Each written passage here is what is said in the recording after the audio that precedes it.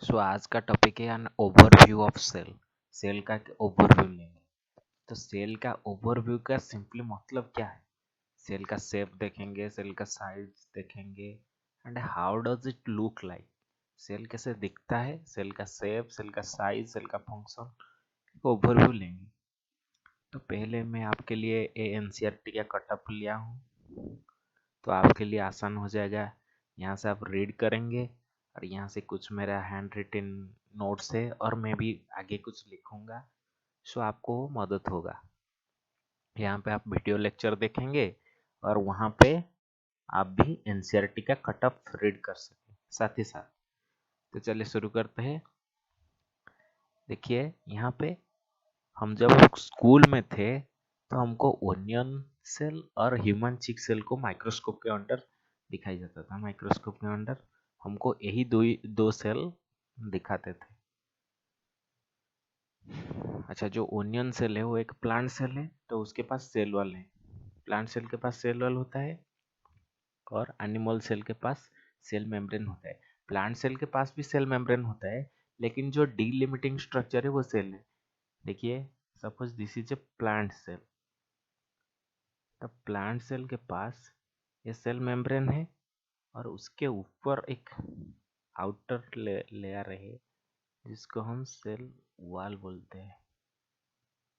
यही cell wall है और जो अंदर का लेयर है वो सेल मेम्ब्रेन है। तो सेल मेम्ब्रेन के ऊपर प्लांट सेल के पास और एक लेयर है। सेल मेम्ब्रेन के ऊपर और एक लेयर है जिसको हम सेल वॉल कहते हैं। उसका स्ट्रक्चर हम आगे पढ़ेंगे। एंड वो जो सेल वॉल है वो उसका डिलिमिटिंग स्ट्रक्चर। प्लांट सेल के पास ओनली सेल मेम्ब्रेन है, कोई सेल वॉल नहीं है। यही सेल मेम्ब्रेन ही उसका डिलिमिटिंग स्ट्रक्चर है। तो ये है प्लांट सेल, ये है एनिमल सेल। उसके भीतर वही एक सिंपल डिफरेंस है, और बहुत कुछ डिफरेंस है, लेकिन एक सिंपल डिफरेंस है जो कि प्लांट सेल के पास सेल वॉल डिलिमिटिंग स्ट्रक्चर होता है और एनिमल सेल के पास सेल मेम्ब्रेन ही डिलिमिटिंग स्ट्रक्चर होता है। फिर देखेंगे न्यूक्लियस के बारे में। सो सेल के अंदर न्यूक्लियस होता है, वो एक मेम्ब्रेन बाउंड ऑर्गेनेल है। न्यूक्लियस एक मेम्ब्रेन बाउंड ऑर्गेनेल है,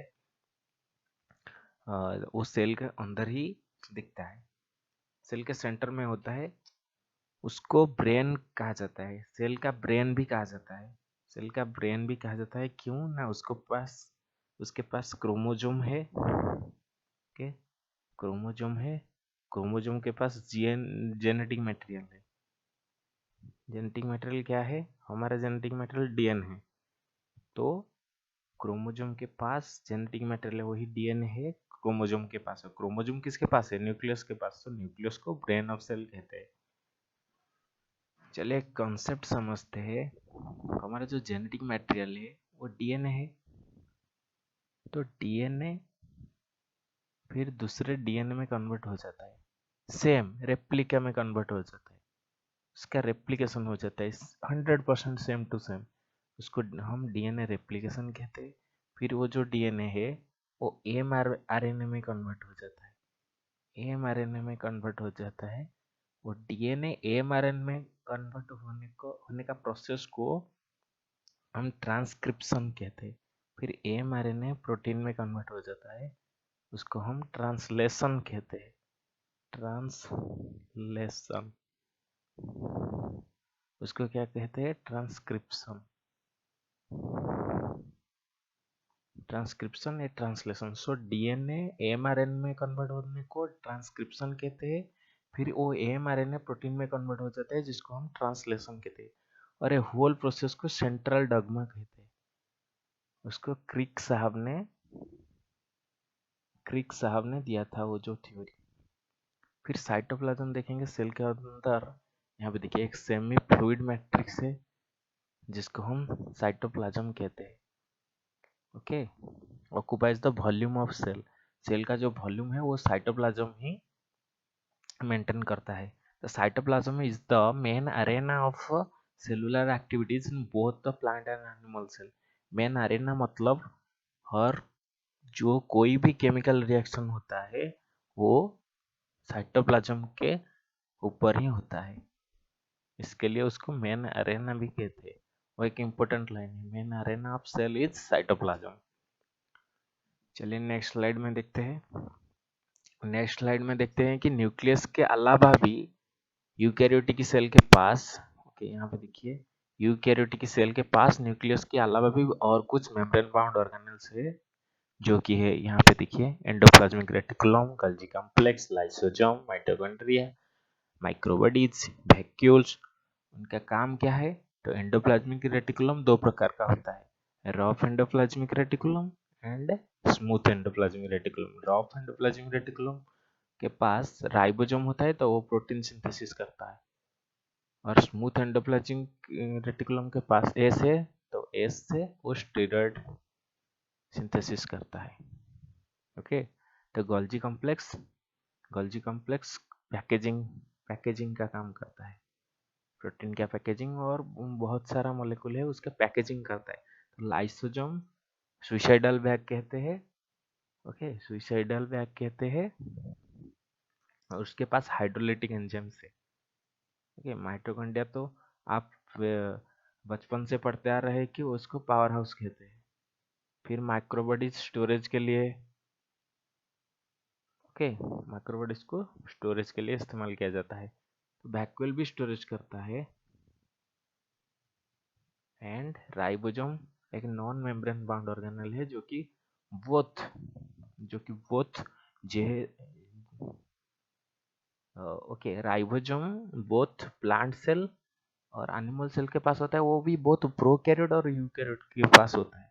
okay, another non membrane bound organelle called centriole. और एक नॉन मेम्ब्रेन बाउंड ऑर्गेनेल होता है, वो सेंट्रियोल होता है, वो सिर्फ एनिमल सेल में पाया जाता है, वो सेल डिवीजन में हेल्प करता है, सेंट्रियोल। यहाँ पे देखिए ribosome are non membrane bound organelles found in all found in all cells both eukaryotic as well as prokaryotic. क्यों प्रोकैरियोट में पाया जाता है? जो वो नॉन मेम्ब्रेन बाउंड होता है, तो प्रोकैरियोटिक सेल के पास भी हर एक जो ऑर्गेनेल है वो नॉन मेम्ब्रेन बाउंड ही होता है, इसीलिए प्रोकैरियोट सेल के पास भी वो देखा जाता है। अब फिर देखेंगे यहाँ पे सेल का कुछ शेप है, वहाँ पे सेल का कुछ शेप्स है। ओके, यहाँ पर देखिए रेड ब्लड सेल जो कि राउंड शेप में है, यहाँ पे देखिए व्हाइट ब्लड सेल जो कि अमाइबॉइड शेप में है, ये है अमाइबॉइड शेप। यहाँ पे देखिए कॉलमनर एपिथेलियल सेल जो कि लॉन्ग एंड नैरो होता है और वो कॉलम शेप में होता है, ऐसे होता है कॉलमनर एपिथेलियल। यहाँ पे देखिए नर्व सेल है जो कि ब्रांच्ड है। यहाँ पे देखिए यहाँ पे देखिए ये एक इलंगेटेड सेल है, ट्रैकिड इलंगेटेड सेल है, और यहाँ पे राउंड एंड ओवल शेप का सेल है जिसको मेसोफिल सेल हम कहते हैं, ये प्लांट में दिखता है, प्लांट सेल। ओके, फिर देखेंगे सेल का साइज। यहाँ पे देखिए माइकोप्लाज्मा सबसे छोटा होता है, उसका साइज है 0.3 माइक्रोमीटर, 0.3। फिर आता है bacteria 3 to 5 micrometre, and largest cell ऑस्ट्रिके, लार्जेस्ट। एंड आरबीसी का, हमारा आरबीसी का डायमीटर क्या है? 7 micrometre. And the longest cell जो होता है वो नर्व सेल होता है। यहाँ पे इसका एक स्ट्रक्चर है, ये उसका सेल बॉडी है, उसको एक्सन कहते हैं, उसको डेंड्राइट कहते हैं, उसको एक्सन टर्मिनल कहते हैं। वो एक टिपिकल नर्व सेल है जो कि लॉन्गेस्ट है। फिर देखेंगे शेप। यहाँ पे देखिए कुछ कुछ शेप है, disc like, polygonal shape, columnar shape, cuboidal shape, thread like shape. Okay, यहाँ पे देखिए इरेगुलर शेप। ओके, यहाँ पे देखिए डिस्क, पॉलीगोनल शेप का स्ट्रक्चर, यहाँ पे कॉलमनर, क्यूबॉइडल, थ्रेड लाइक, यहाँ पे इरेगुलर देखिए अमीबाइड स्ट्रक्चर।